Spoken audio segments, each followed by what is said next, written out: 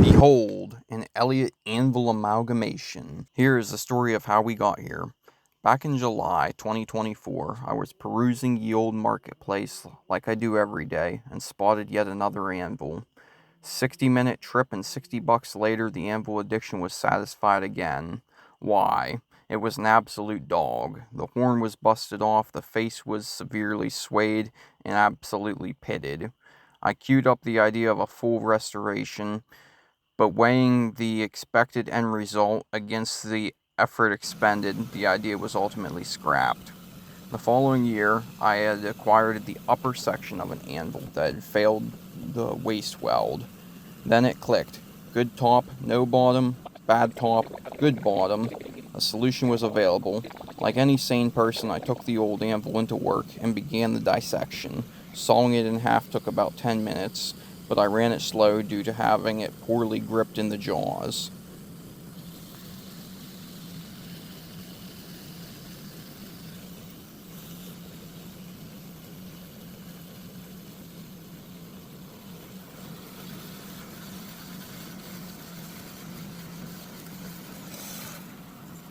Following this, I proceeded to mill all the surfaces to ensure they mated up nicely. Sizing up the overall height and matching the transition from the top to bottom, I added a 1-inch spacer. To join the parts, I drilled and tapped the upper and counterbored the bottom to receive 2 3/4-inch bolts. This worked very well. The next step was to pretty it up by filling the gap. After a brief tutorial and introduction into stick welding, I was stacking beads all night long. I used approximately 3 pounds of 7018 rods. I was concerned about overheating and affecting the temper of the face, so I kept the upper section soaked in rags, but this was unnecessary as it never got above 250 degrees Fahrenheit.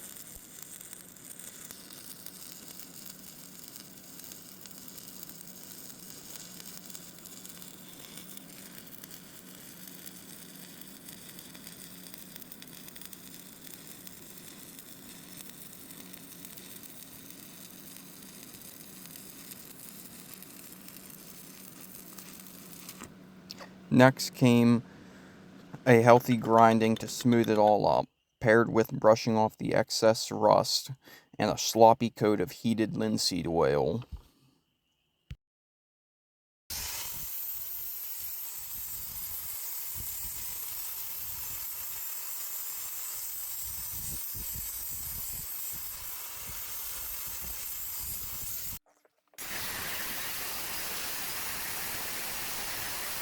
I then proceeded to stamp in the final weight of 133 pounds, my name, the date, and added a serial number.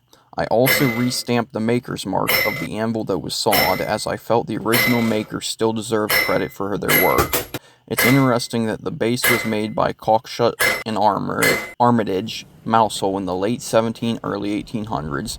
Then the upper was forged by the Hay Budding Company between 1909 and 1925. Then, 100 years later, I came along and bound them together to keep the tools working. Check out the rebound. I have to try this one out.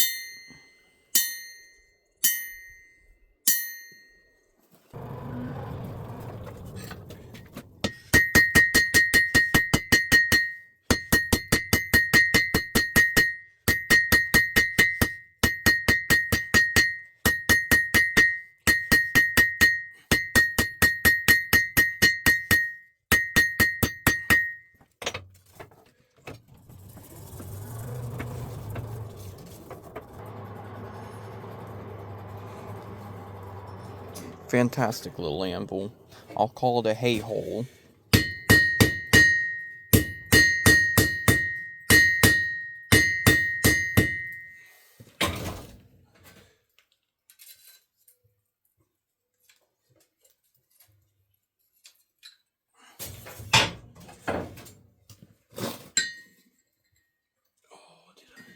Special thanks to my father and anyone else that provide resources for this project.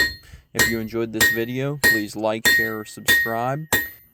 If you'd like to see more videos like this, comment down below with ideas for my next project. Thanks for watching. I'll catch you later.